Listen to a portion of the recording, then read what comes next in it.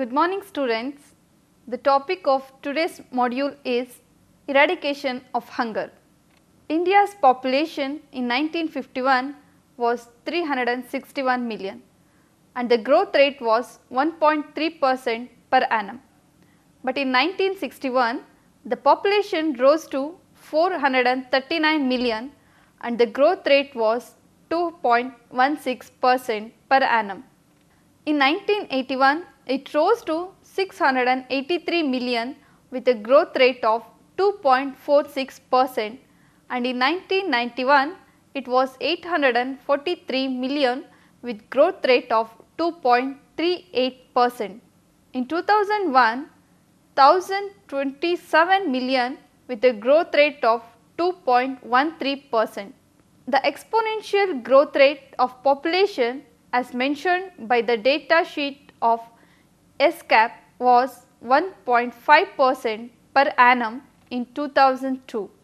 The rural population in 1991 was 629 million and the urban population was 218 million. Thus, the percentage of rural population was 74.3 and that of the urban is 25.7. However, the urban population of India in 2004 rose to 29% and the rural population was 71%. It will thus be seen that nearly 3/4 of the population lives in rural India. The production of total food grains in the country in 1999 to 2000 was 209 million tons and it works out to about 600 grams per person per day. Theoretically, half a kilogram food if made available to each individual is inadequate. Moreover, the availability of food to an individual depends on the purchasing power of the persons concerned. Otherwise, it will lead to undernutrition, malnutrition and hunger. So, the quantitative inadequacy of the diet is known as undernutrition or hunger, while that arising from deficiency of one or more essential nutrients is called as malnutrition.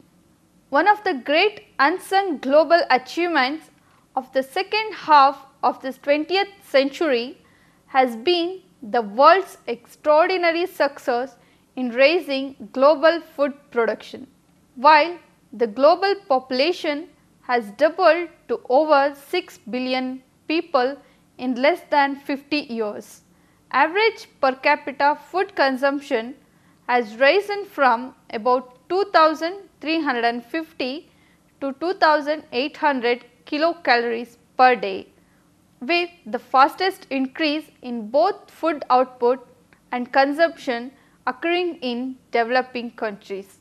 In spite of this achievement, the number of people without enough to eat on a regular basis remain stubbornly high at over 800 million and is not falling significantly. Over 60% of the world's undernourished people live in Asia and a quarter in Africa. The proportion of people who are hungry, however, is greater in Africa than Asia. The latest FAO figures indicate that there are 22 countries, 16 of which are in Africa, in which the undernourishment prevalence rate is over 35%.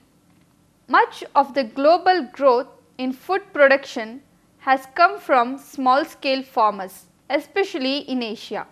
Even, however, in those countries such as India and China, which have been most successful in raising smallholder output and reducing poverty, many millions of people, both rural and urban, continue to be chronically undernourished. In these countries, the gap between poor and rich is widening and hunger is a symptom of economic exclusion.